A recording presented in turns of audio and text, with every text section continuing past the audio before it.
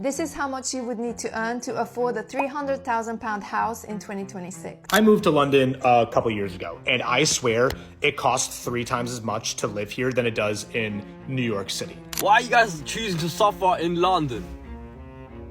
Yo, Mansions on the 50, water. 60 million for this? Yes, it's the Hamptons. This little house costs $50 million?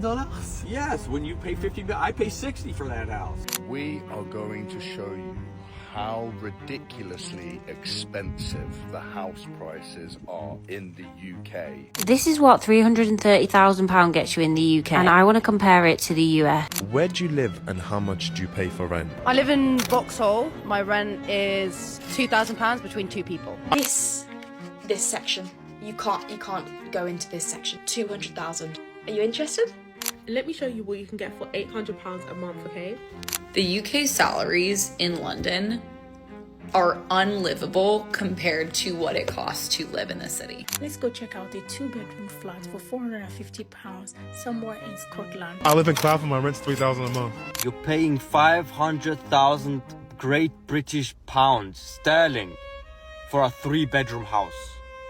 I don't think you guys understand what you can do with 500k. That's $500,000. You can buy a Lamborghini with that. Moving to the UK sounds pretty exciting until you actually have to find somewhere to live. An American might imagine a nice apartment in London or a quiet house somewhere in the countryside. Then they start looking at property listings and realize that finding a place isn't quite as simple as they expected.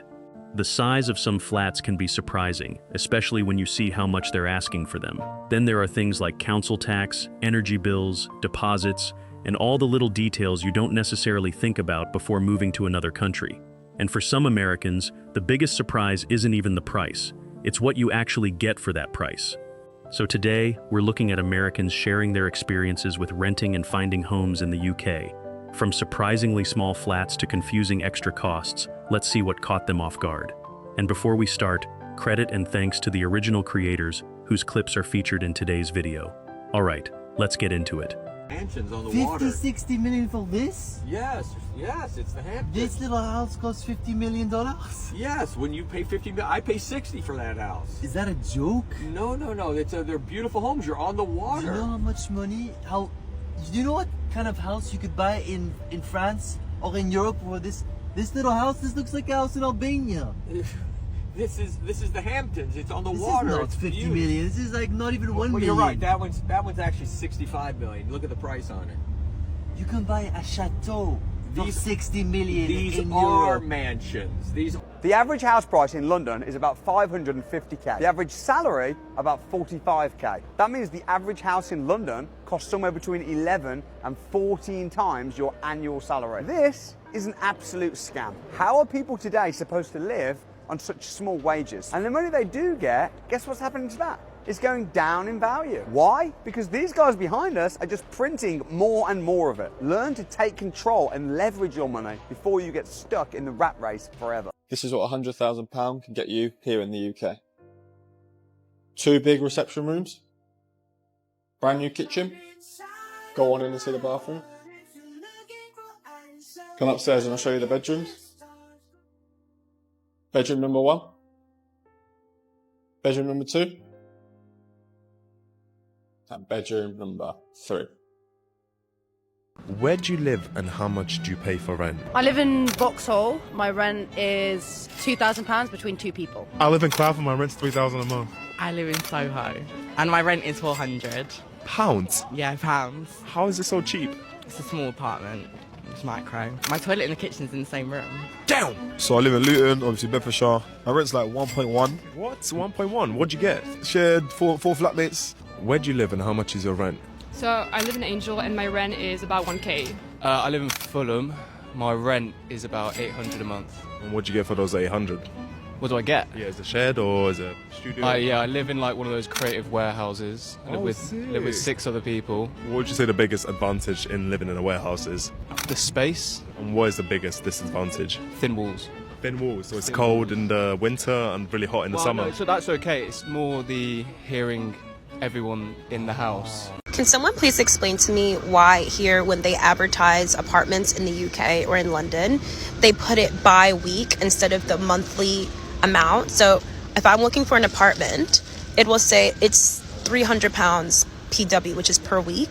It won't just say, oh, it won't just say, oh, it's £1,500, £1,600, £1,700, which makes no sense to me because the bills are all by month. So where did this like per week come up? I get asked this question all the time, so I thought I would make a video just explaining and breaking down what I actually pay for rent living next to Wembley Stadium. For my specific apartment, which is a 1-bedroom flat, rent is a little bit over $2,000 a month. I split that rent with my partner, so we each pay a little over $1,000 a month. The rent does include things like a gym, gardens and rooftop gardens, shared workspaces, a parcel room, concierge, and night security. It also includes utilities and Wi-Fi, so you don't have to set that up. It's already set up for you. I hope that helps, and let me know if you have any other questions. Here's how much I spend in a month as an American living in London. So first up we have rent, and I spend around $1,800 living in central London, and this is actually more than my entire budget living in Bali, but you know, of course that's expected. How much rent do you pay in London? $750, not including bills. Can we have a tour? Hell yeah. Welcome to my crib. Oh, this is so cozy. This is where I sacrifice men. Okay, it's very satanic. I love the flamingo wallpaper. So I'm guessing this is the kitchen. It's the bathroom. The bathroom. I love a dinner party, but it's a bit limited with guest size. So it's 2 bedrooms and 2 bedrooms, 1 bathroom. 1 bathroom. There's a super big bar. Love a bubble bath. A bubble bath. So this is the boudoir. This is another altar, I'm guessing. Yeah, another altar. This is a garment my dad gave me. Actually, does work, but it's like drilled out. I hyped it. Okay. It's my favourite hat. I want to get proposed to in it, naked, in a field, doing mushrooms. That looks lovely. Yeah, oh my god, love it. We are going to show you how ridiculously expensive the house prices are in the UK. They are out of control. For the amount of money you are spending, the amount of space that you are getting is ridiculously small. Let us show you. Right, so these are the houses here. Bear in mind, that's not one house, that's half a house. So you are sharing a house with someone else, okay? And every other house around here, they are called semi-detached houses. They range between £600,000 to £750,000, which in dollars is $800,000 to $1 million. Which is a crazy amount of money for the amount of space you're getting, the amount of garden you get, which is also minuscule. 1 bathroom, 2 bedrooms, 3 bedrooms. That is ridiculous. And also, some of you might say it's close to London. That's the reason why. I don't care if it's close to London or close to whatever. What is going on? Doesn't make sense. So expensive. What's going on in the world, man? Give us some more space. It's honestly a joke. And I do have a good sizable savings. So today I saw this 1 bed in Earl's Court. And I really didn't know too much about the neighborhood, but it felt a little chaotic, especially having a dog. There wasn't too much green space, so that worried me. But this is where I really learned the power of photography and how good these letting agencies are. This is what I thought the patio would look like. This is what it looked like in IRL, and it was just really overgrown and not really well presented. They said they were gonna clean it, but I just honestly couldn't see the vision. And overall, the apartment felt a bit too cramped and dungeon-like. So it really didn't get my excitement level up about this place, and it just overall felt like a dungeon. On to the next. Do you want to know why I know London has gone mad? Every once in a while, I want to look at the housing market. I want to see how much it is to rent in London, okay? Let me show you what you can get for £800 a month, okay? I don't want to put the place on blast. I'm not going to show too much, but you get this single bed over here, guys, in the corner. And you share with the African 26-year-old male in this bed here. For £800 a month, you are sharing a bedroom. And you get a single bed too. And you share the bathroom, you share the kitchen. Who in their right mind is going to want to share a bedroom with a random stranger? I don't understand. Not even that, for £800 a month, come on guys. Like, no pets, no parking available, no, not suitable for families or children, well obviously, no smokers.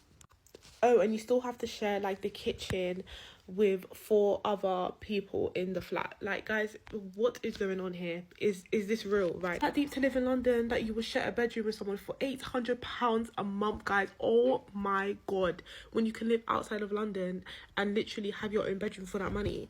This is what £330,000 gets you in the UK, and I want to compare it to the US. Now, obviously, it's all about location, and this house is in Derbyshire, so something like this in London would cost a lot more. You probably wouldn't even get an apartment for that kind of money. The house comes with a lot of land, but it needed a full renovation. and it's located on an industrial estate. I'm not sure what the equivalent to this is in America. If anybody knows, please comment down below. But let's compare. I only had a quick look at Zillow. The first one I found was obviously cheaper once you do the conversion, but this is a 3-bedroom 2-bath apartment in Flushing, Queens. Now I've been to Flushing and let me tell you, I'm not a fan, but it is only a short train ride to New York, so you're definitely probably getting a lot more for your money in this apartment than you would in one in New York. Then I had a look at Boston because I've been here before as well, and this was for a no-bedroom 1-bath condominium, whatever that means. I'm guessing this is in the center of Boston with these kind of prices, but I'm assuming the 0 beds means it's just a studio apartment, so you're definitely not getting a lot for your money with this one. But then I had a look at Texas, and for a lot cheaper than both of them and what I paid for my house, you can get this 3-bedroom 2-bath house with a pool. Obviously I don't know these areas, so if you do know these areas, let me know if they're any good, and comment down below where you would rather live. But I'm quite happy. I feel like we got a bargain with our house. How much rent are you paying in London? I pay £1,600 a month before bills. Sweet, can we have a tour? Yeah, why not? Welcome to my apartment. My name is Aurora. I am an American who lives in London now, and I work in tech. So you got the kitchen there, and Yeah. you've got like a little island here. So it's not a studio, is it? No, it's like how they called it when I was going through the process, like a mezzanine split level. Got it. The bottom floor, as you guys can see, like here is just the living area. I love how big the windows are and how much light's coming in. It was on my vision board when before I even got the job to move to London. I wanted a place with big windows. And double height ceilings. Yes. So this is the bathroom. Yeah, so this is the bathroom on the bottom floor. It has a washer and dryer here. That's so American saying like it's got a washer and dryer. I mean, I'm American. Take us upstairs to the All right, bedroom. come on upstairs. The wardrobe. Oh, wow. There's so much space for all of my clothes, which makes me really happy. So it's basically an ensuite bedroom, I'm guessing. Yeah, and it's super cool because this mirror has a speaker in here. Oh wow. So when I can your device is connected to Bluetooth. It's insane that you've got like the sort of the view out as well. I love it. Like I'm really happy here. I also kind of just sit here sometimes. And just ponder and have a look out. This is how much you would need to earn to afford a £300,000 house in 2026. And if you're new here, I'm Emmy. I've spent 11 years in investment banking and built a 6-figure portfolio in my 20s. First off, you need a deposit. Most banks ask for at least 5%, but 10% is the sweet spot if you want to get better rates. For a 300k house, you will need to have saved at least 30k. So that will leave you with a 270k mortgage to cover the rest. In terms of salary, most lenders will allow you to borrow 4.5 times what you earn. So to get that 270k mortgage, you're looking at a minimum single or combined income of £60,000 per year. But how much is that going to cost you monthly? It really depends on the lender you go with, but right now you can get a 2-year fixed rate at 4.44% from Santander. On a 270k mortgage, that's going to set you back £1,358 per month. Just be careful though, because those numbers don't include any of the hidden costs. Realistically, you will need at least $5,000 set aside for things like solicitors, surveys, and moving fees. Make sure to speak to a qualified mortgage advisor. They will look at your specific situation and find you the absolute best rate on the market. If you enjoyed this video, make sure to like and follow for more. Next up we have transportation, and transportation was actually really nice just because you have things like the metro, the transit, the underground. It's extremely affordable and it would only cost around like $1 to $1.25 per ride, and I spent around $70 for the entire month, which is a lot better than what I thought, and London is a super walkable city. Next up we have food, and honestly I spent a lot more than I usually would just because I didn't cook and I wanted to try as much food as possible just because while I was here, and I spent around $700 on food while in London, and of course that'll be a lot cheaper, and if you're eating shit like pie and mash, you could definitely spend a lot less. And then we get into activities, and honestly there's a lot of shit to do in London. This is one of the categories where you will not have a lack of shit to do. There's parks, there's nightlife, there's a bunch of live music. It's one of the best places in the world in terms of activities and just the overall choices that you can do. I spent about $300. And then we have miscellaneous expenses like going to the gym, eSIM cards, co-working spaces, all that kind of shit, insurance, and I spent around $250 this month on that. So for my first full month in London, I spent $3,120. So y'all let me know down in the comments, do y'all think this is worth it, or should I go somewhere else? Americans, I'm going to show you how ridiculous and out of control house prices are in the UK. Have a look at this. So these houses here, that's not one house, they're like 2 houses joined together, okay? They're all pretty much the same down this street. Can you guess how much these houses are? Have a look. So you see this one for sale here? That's not that whole building, that's half. Can you see how it splits down there in the middle? Guess how much that is for sale? That house is up for £650,000. It's 3 bedrooms and it is small, okay? That price is ridiculous. I want to know your opinion. Do you think that's expensive for what it is? Because in my opinion, that's outrageously expensive for what you get. Like, the house is so tiny and it's £650,000. Nearly $900,000. Crazy. For example, when we were cruising around the El Dorado Hills close to Sacramento, we were told how much those houses were up for sale for, and we were like, what? That's so cheap.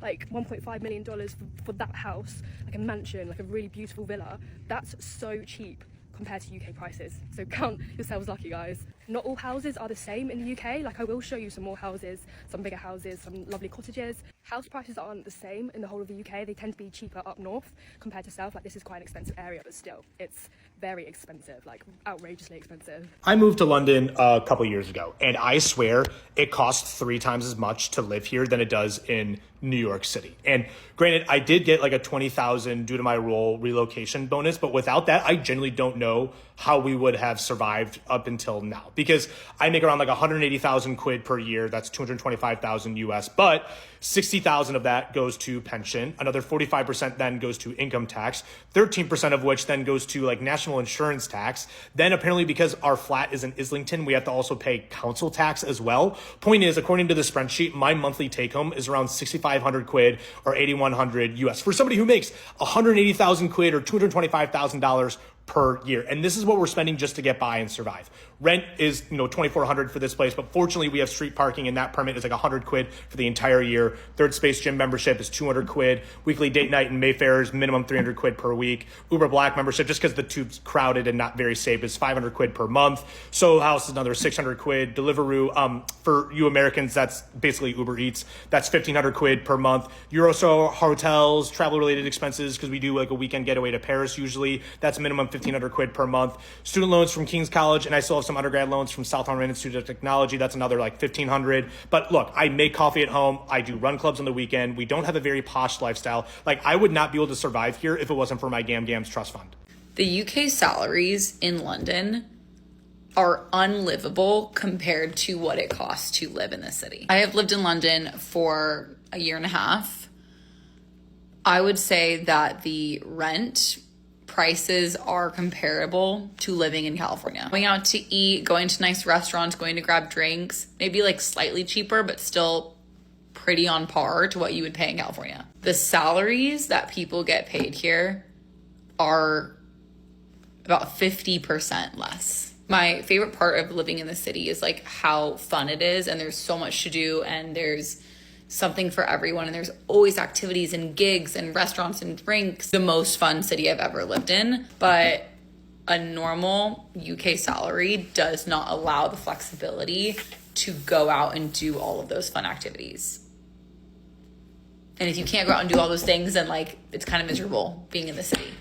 I always thought that the cost of living in the UK versus the US are very similar.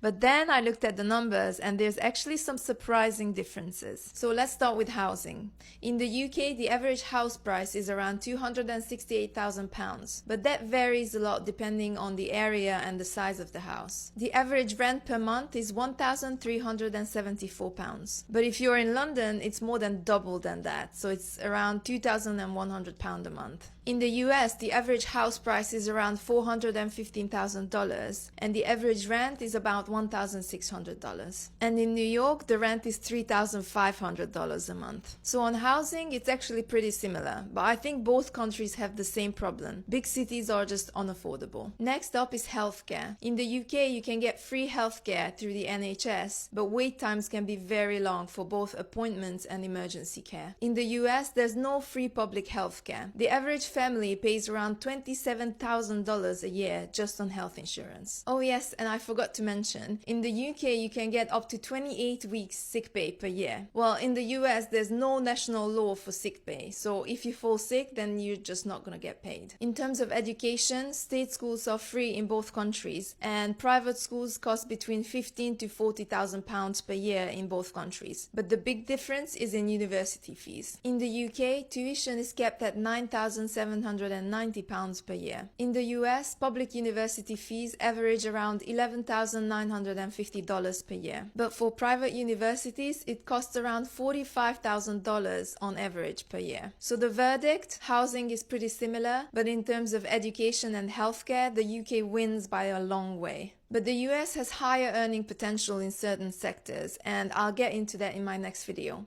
Make sure to follow so you don't miss it. You're paying 500,000 Great British pounds sterling for a 3-bedroom house. I don't think you guys understand what you can do with 500k. That's $500,000. You can buy a Lamborghini with that. Brother, come to Blackburn. A 3-bedroom house is like 150,000. You get 70% off discount. What did you do? You just moved north a little bit. That's all you've done. You're still in the UK, you're still paying taxes, you're still earning the same money. I mean, bro, how else are you gonna get a house in the UK if you don't come to Blackburn? I remember when I was in London, I was living in the same bedroom as my brother. We had a bunk bed and a wardrobe. That's all we had in the room. And there was barely any space to even walk around. In Blackburn, we're now paying the same amount of money on rent. And now I've got a whole room. My brother's got his whole room. And alhamdulillah, all we done was just change some location. When my dad came from Italy to London, it was all hyped up. Like, he thought, yes, this is the move. I'm finally in London.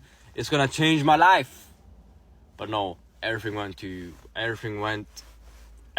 bamba khalast. Londoners, move out. Go to Leicester, go to Nottingham. I don't know, go out, man. Leave London. Why are you suffering in London? What's wrong with you? You can get a job elsewhere. There's jobs everywhere.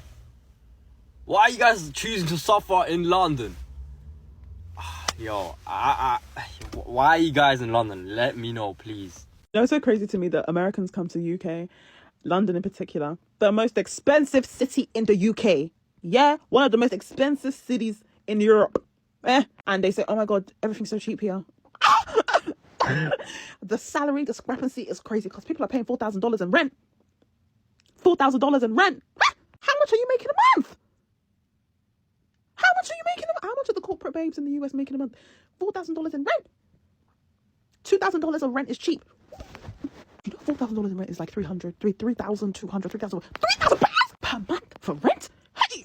And it's a 1-bedroom, 2-bedroom at most.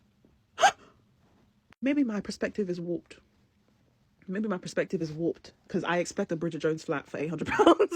Because I know, you know what? Certain people have these flats and these apartments that are dirt cheap, that are gorgeous. Why can't I be the exception to the rule? Why can't I find a steal? I found one, by the way, and it slipped through my fingers because, you know, the rental market's crazy. But like, you're coming to the UK and you're saying that rent in London is cheap?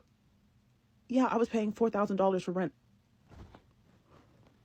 Oh, groceries in London are so cheap. Mind you, it's the inflated prices. Wow. Shout out to you guys. I mean, you know, America, they do work you to the bone. So I'm native to the legal industry. So everybody knows that if you go to a US law firm, big bucks at the US law firms in London. Major big bucks. But you will not have a life. Life does not exist outside of that firm. That's why they have a pool. That's why they have a gym. That's why they have a dry cleaners. That's why they situate themselves on top of shopping centres and stuff. You don't have to leave. Ever. I used to work at, it's not a US firm, but a Magic Circle law firm. They had sleep pods. On each, there's a cafeteria, there's a gym, there's a pool, there's a GP. There's a GP, yep. Did I say a dry cleaner? There's a dry cleaner.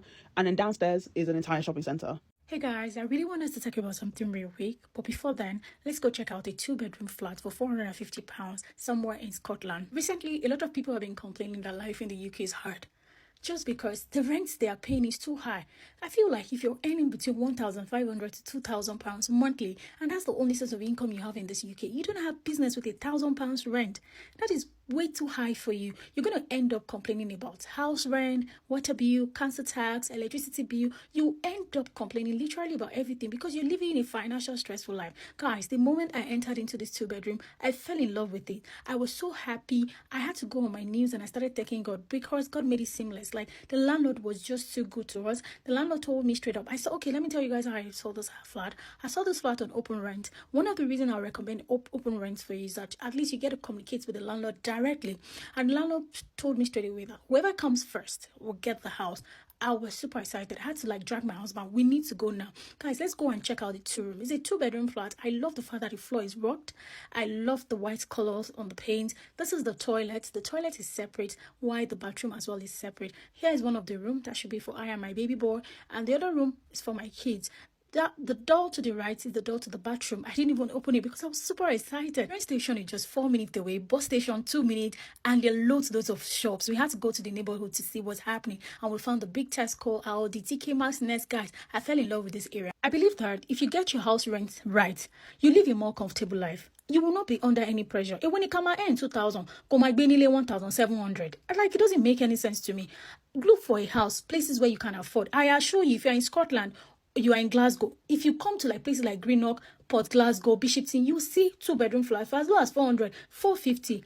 So just cut your coat according to your size. For you to enjoy this city, you need money. What's your thoughts, guys?